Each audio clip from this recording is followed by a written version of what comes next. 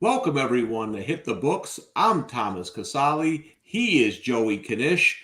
Knish, I am beyond excited to be here with you this week. I'm dying to get your thoughts on some of these games. How you doing, my man? I'm not running as good as you though. After I had about at 2:30 last week, I was like, oh, Tommy's staring 0-5 in the face, and then he comes up from the grave to eke out a winning week. That was quite the comeback, my man. Yeah, I'm not going to kid you. I was nervous. My first two picks, if you're just tuning into the show, I give 5 picks every week. Knish tells me his thoughts. My first 2 picks were Nebraska and Rutgers. Yeah, and I won't lie to you, Knish. After that first Nebraska drive, I gave myself a little pat on the back. I'm like, we got it. We did not have it. Then I came back at night with the over in Ohio State, which is the bet you dream of, Washington. And then I had to wait till 3 a.m., 6 weather delays. Somehow, some way, Iowa covers 24 points with maybe the worst bet I've ever made in my life. Thank God that one's over with. I was going to say, I don't know who you emailed at Iowa to keep them playing that game at 3 a.m. to cover the 23 there, but that was some nice influence. Knish, I'm not going to lie. I was going to take the 2-2. I was like, let's cut it. Let's cut it. I'll go 2-2. Hey, but listen, you warned me. I did not feel as good about the Rutgers pick after talking to you last week. You thought the quarterback change would give Temple a little boost there. They played him tough. So that one I wasn't feeling great about after talking to you. But hey, listen, there's so much going on this week. I cannot wait to get to the picks and hear your thoughts on these games. Hit the Books is presented by the Hammer Betting Network. You can check out all the great content at thehammer.bet. Knish, there's a ton of great content there. I mean, I know we're somewhat funny and interesting, but they have a lot of great shows on here, including you on Monday with Brad Powers. I mean, that's really what we should. There's a lot of great shows, but number one is Hit the Books, Monday and Friday. I mean, it doesn't really get better than this, Tommy. I got to tell you what. Well, I agree with you, and you can follow thehammer.bet on all the social media platforms at the Hammer HQ. So, Knish, let's get into it. So, I pick 5 games. We keep my record. We see what happens at the end of the year. Now, this first game, I've been chomping at the bit to give it to you. So I took Oregon State on the opener +7, okay, and I got the money. I got the Beavers plus 2,700 to win the Pac-12, okay. Last Saturday, I was yipping and yapping during the USC Fresno State game. Listen, they're going to tear the goalpost down in Corvallis next week. I don't need the points. Money line, baby. Now, little did I know at that point, I thought I might be in the minority here with Oregon State. I did not realize that everybody was going to fly to Vegas with bags of money and bet the Beavers. According to Max Meyer at Caesars, more money has been bet on Oregon State, just them, than any college football game this week. Any game. So this is I've never really seen this before. Can you shed some light on what's going on here? I mean, this has been one. It's kind of where the sharp and you hear those NFL games where the sharp and the public are on the same side, and this is kind of the college version of that, where you've seen the sharp money come in at anything that was 7 or higher. 7, it's gone through 6 at a couple of the sharp books. Circa Chris trading 5.5 right now. So yeah, this is one where everyone's kind of on the same side of the counter. Hey, listen, if you got a 7, I don't have bet. I know some guys that I bet with, bet 7 or a little better at people bet 6.5. So yeah, I'm not going to have any qualms with this one.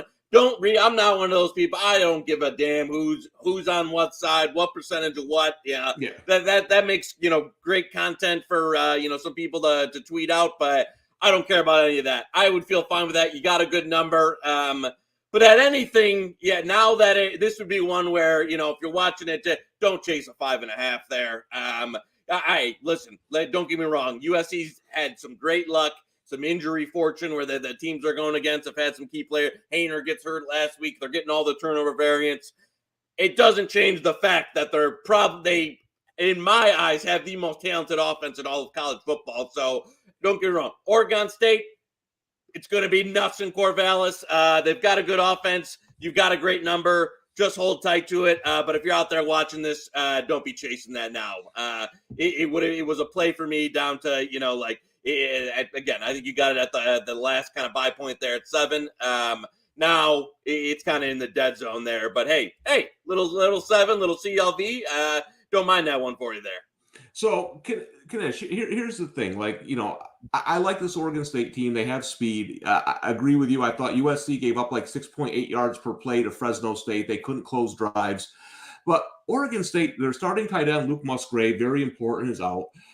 I thought maybe the Sharps would be on this at +7, but I am stunned that the public is on it too. Does that surprise you?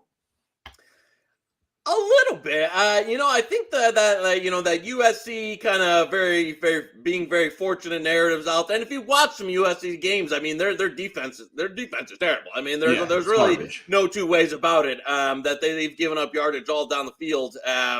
But they're kind of running, a little bit of a bend don't break. They've actually been okay in the red zone. Now, whether that holds up or whether that's just a small sample there is to be seen. But hey, Oregon State, I mean, they can run the ball. It's probably the most talented Oregon State team in a while.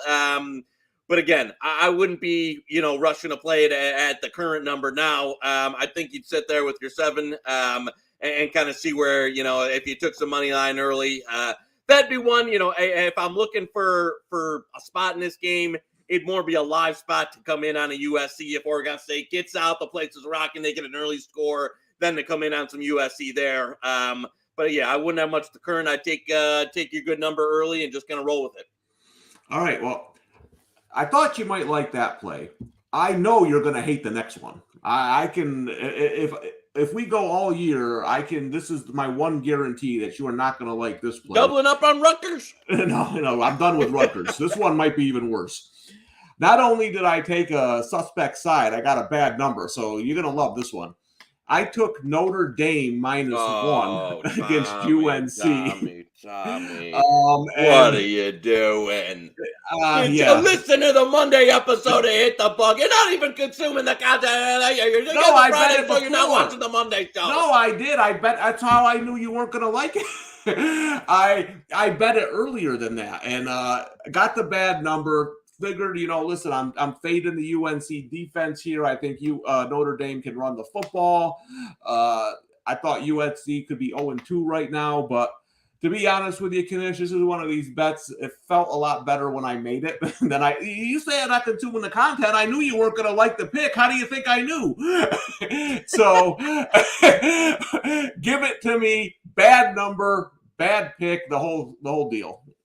Yeah, this is one that, if you wanted to tell me earlier in the week but everything during the week has come out. UNC is getting their best player on offense back, Josh Downs. They've got a couple other. They've got a defensive tackle back, an offensive lineman coming back. The running back should be healthier.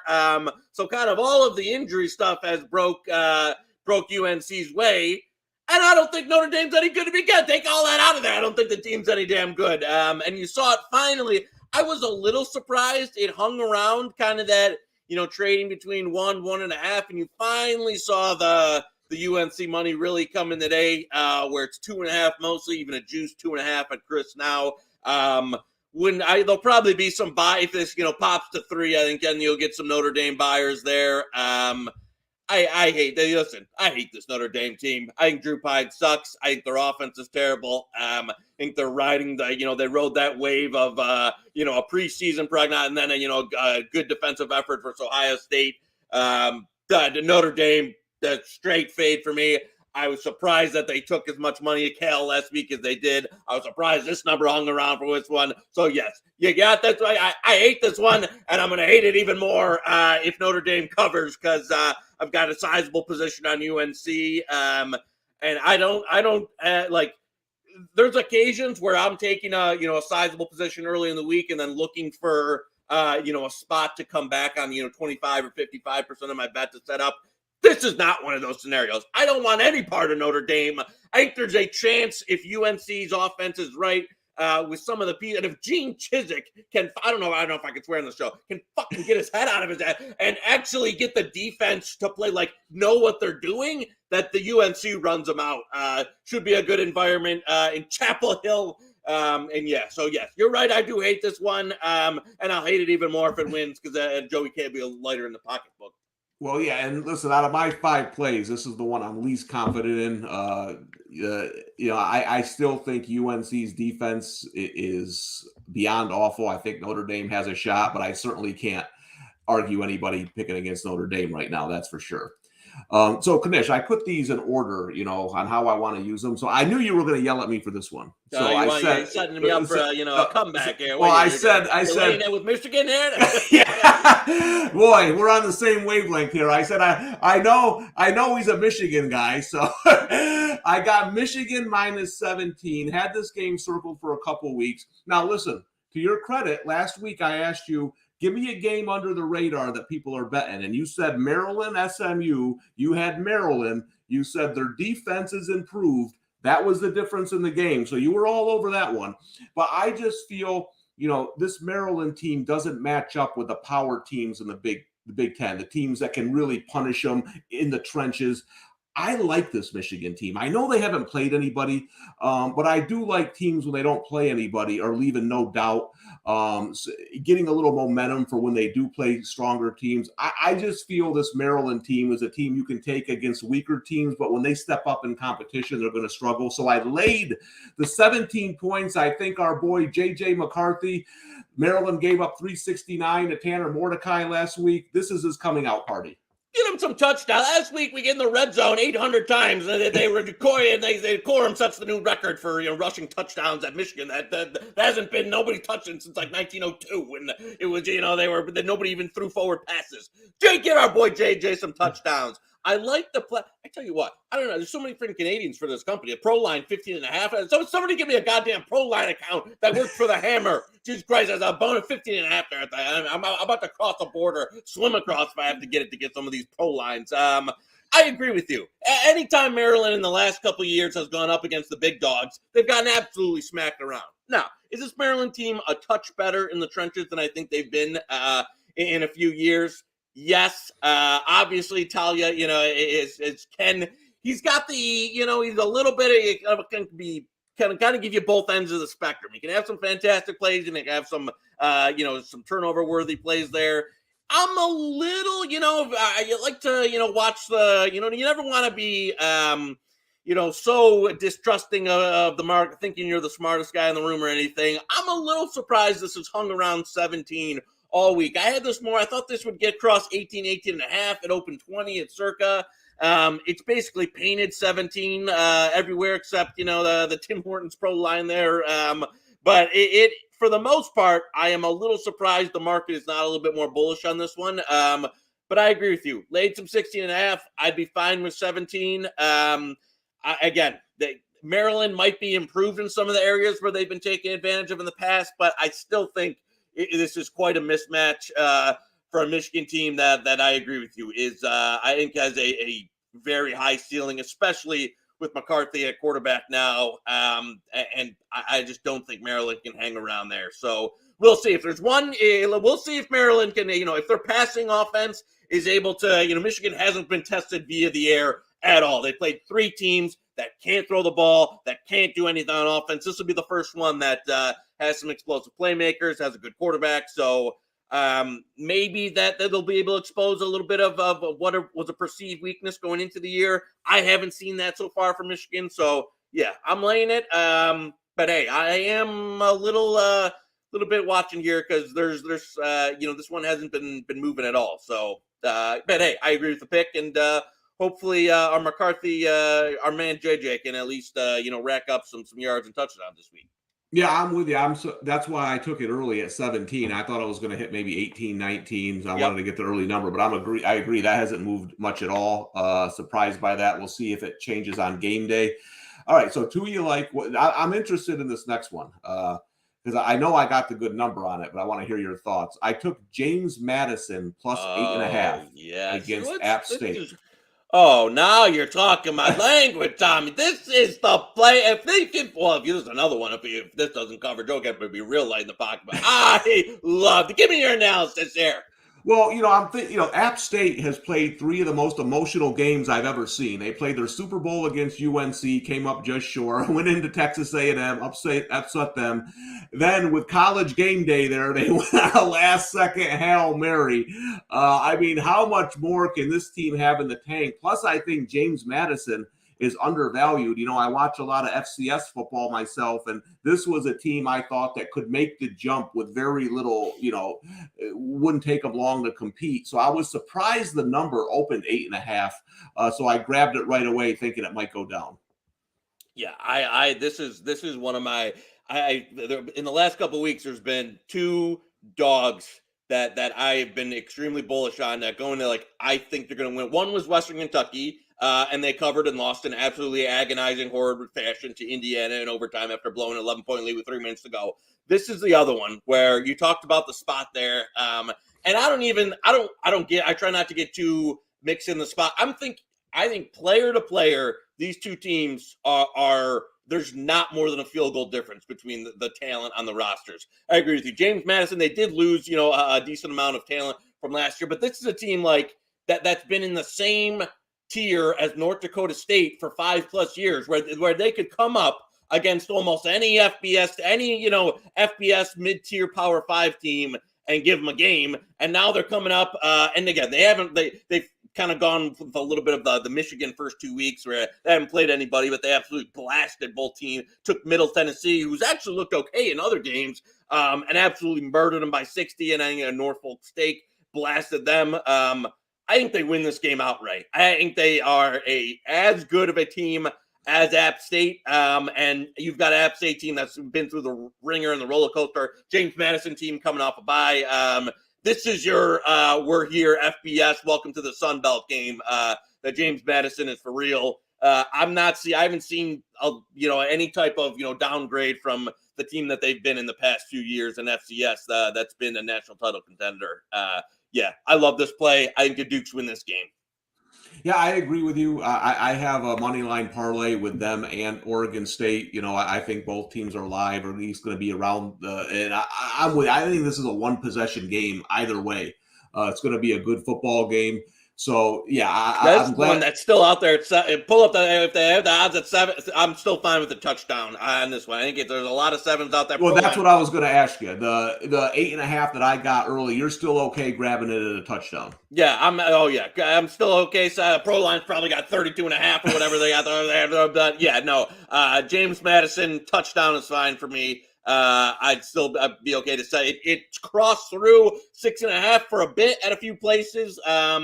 But it wouldn't surprise me to see this on game day when the final big money comes in, that it goes back through 7 again. So yeah, I'd be okay with James Madison. And yeah, if you're doing a money line sprinkler or money line round robin, definitely put them in. All right, you agree with a couple. I know you don't have this game, but I'll interested to see what you think about it. So it can't be worse than Notre Dame. Tell me, I tell you, it's not. That's the worst one I got. That's why I gave it to you second. I took UCLA laying the 20.5, and this is a pure fade of a team I think might have their coach for one more week. UCLA, listen, it took them a while to get going against Bowling Green. They played a close game against South Alabama. I think this is the type of game where Chip can get his offense rolling, rack up the points. I mean, Colorado has been slaughtered in 3 games. I know they're coming home. I might be laying a little bit too much here, but I gotta take one last shot here at this Colorado team because I think a coaching change is imminent here. You know what? I can't. I don't know if we've seen. This is one of those teams that early in the year that I just don't know if the bottom's in as far as where these numbers can go. And I saw FanDuel had their win total at like 0.5, like a half a game now for like a current. And I wasn't running to bet the over by any means. I mean, this is since the first half of the TCU game, where they hung in a bit when before Chandler Morris got hurt, they brought in my guy Dougie, that they've been outscored something like 110 to like 17 or something like that in like the last 2.5 games of football, where I mean, blasted versus Air Force, blasted versus Minnesota. And neither of those teams are significantly more. Obviously, Air Force Triple A, they're much more ground-based offense. UCLA, I think, even offers a little bit more through the air with Dorian Thompson-Robinson, who I think was a bit healthier now. I don't know where the floor is for this Colorado team. That would be. That's why I don't have an issue with you laying it here, because this is one. It's like even. I'm not sure if the market and the power numbers and the model can catch up to how bad this Colorado team truly is, because they've gotten faded here 3 weeks in a row, and they're not coming. They haven't come close to covering even any of the numbers that they've gone in with. So yeah, I'm not going to argue with this one here. At some point, this would be a team maybe in a week or two. They comes down after they play Arizona, Cal the next few weeks, maybe when the level of competition goes down and they're laying some astronomical number. But I would have no interest in backing Colorado until kind of the bottom is in there for how awful this team is. So I agree with you. It would be a UCLA or nothing for me. But that's one. Yeah, if you got minus 20, I think it's mostly cross 21 there. That would be one to shop it and look for. I'd be probably stopping to buy it at 21. But I don't even know. I mean, it wouldn't surprise me if this was like a 40-point game again. So there's no like number where I'm looking to buy Colorado that'd be reasonable. Yeah, and Chip usually likes to pour it on these bad teams, get that offense rolling, so that was kind of my thinking behind it. It's just a pure fate of Colorado right now. So those are my 5 picks, Knish. I want to get your thoughts on one other game that I bet. This won't count for my record. This is a separate game, but I think it's an interesting game to talk about. I took Kansas State plus 13 against Oklahoma. I know Kansas State got upset last week. I went against Oklahoma last week. That didn't turn out well. Just kind of listen to your thoughts on this game. Where you seeing, if you're seeing any sharp action or anywheres on it?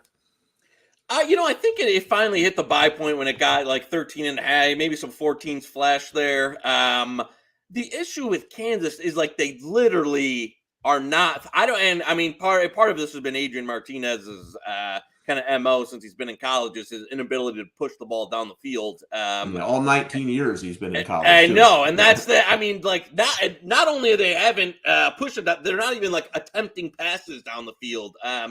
Oklahoma, it'll be a good test for this Oklahoma to see how this is one of those. If Oklahoma can shut down the run in this game, then you're talking about a team that's kind of live to potentially make the CFB playoff there. Because I thought their defense, even again, Nebraska, obviously they blew them, but the one area where Nebraska was having some success here was on offense, and they were able to shut them down. The front, they've got some dudes. The Venables defense, they're playing super hyper aggressive, and this is one where. They're going to load up the box, and Adrian Martinez is going to have to make some plays. And is he going to be able to make some plays? I'm skeptical because they don't have a ton of weapons on the outside. He's not one that's been known to be able to bet. So, and again, I know Kansas State, they'll try and muck it up. I like Kleiman as a coach in that, but this might be a little out of their depth in terms of opponent. Especially if they're not going to have, if they're not going to be able to run the ball, they're dead in the water in this game. But at 13 and a half, though, 14, I think it's been bought up to where it's, you've seen some buy in Kansas State when it's at 14. So I think the number's about right. But it's just one of those where if they get down, you don't and they have to get out of their scope of just wanting to, run and pound it in that, where it's just not going to. They're not a team that's built like that. So, Yeah, it's a no play for me, but I know the number's getting rich there at 13.5 or 14. So, hey, this is one that I'll just be sitting and observing to see how good Oklahoma is and be rooting on. All right, so I got a couple questions for you before we sign off here, Knish.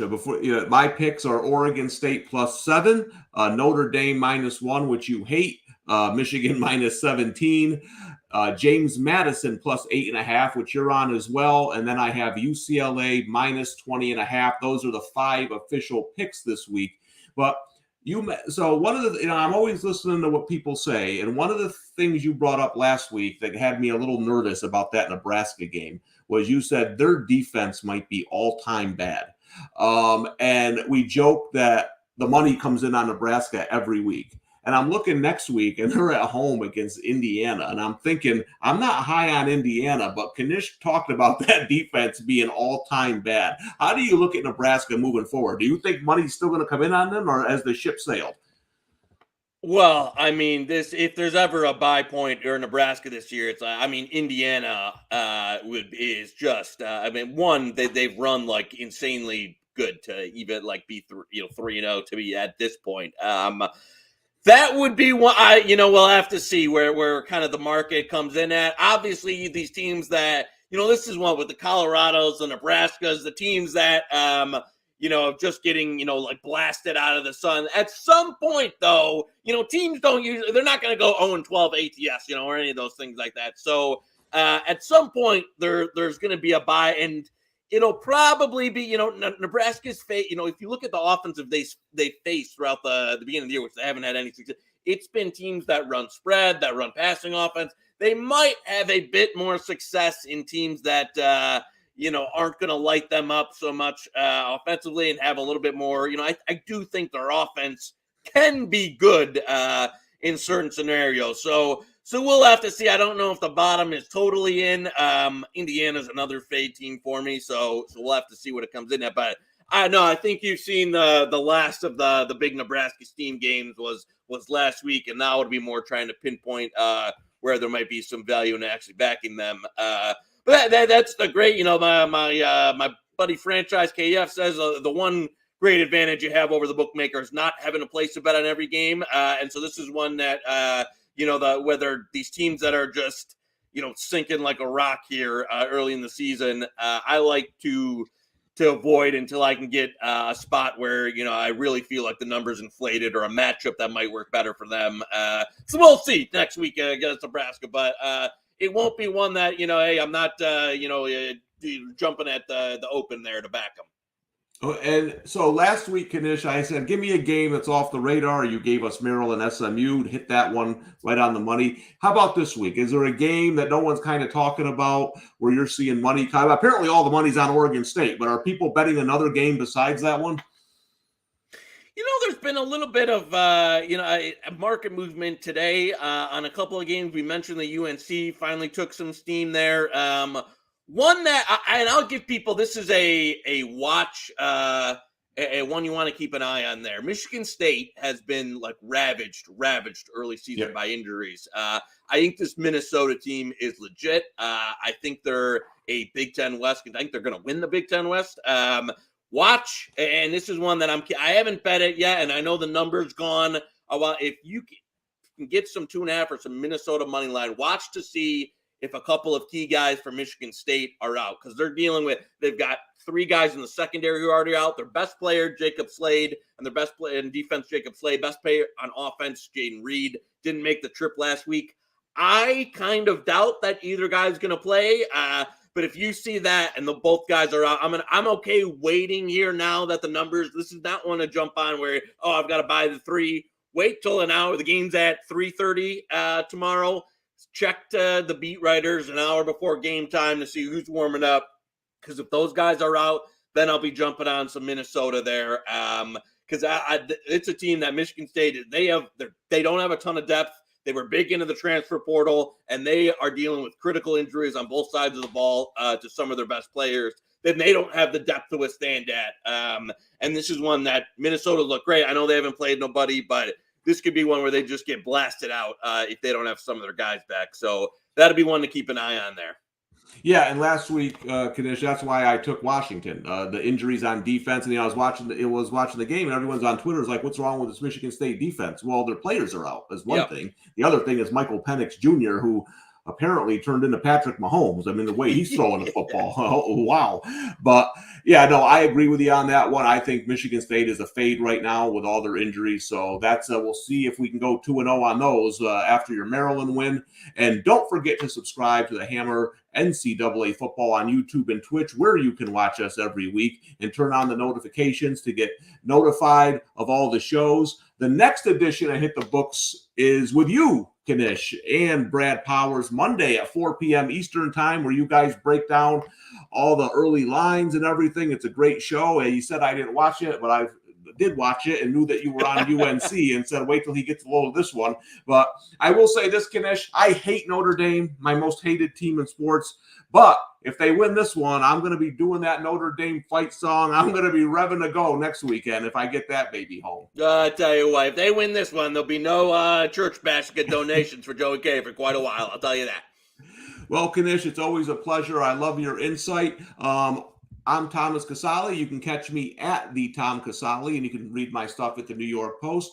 Knish, tell everyone where they can see you. Joey Knish 22 on Twitter. Obviously, I got a couple.